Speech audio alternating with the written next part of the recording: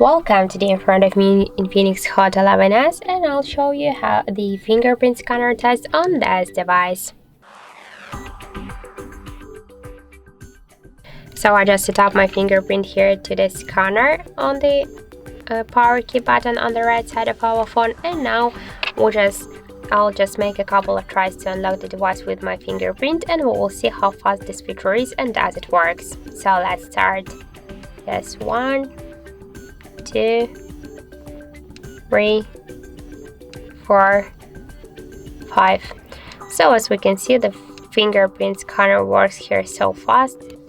That just works correct. We can unlock the device less than in 1 second, and now with a simple touch to power key can unlock the device. I'm not pressing it, so I just suggest you to try this unlock method, but don't forget that the fingerprint is less secure than the passcode or pin code.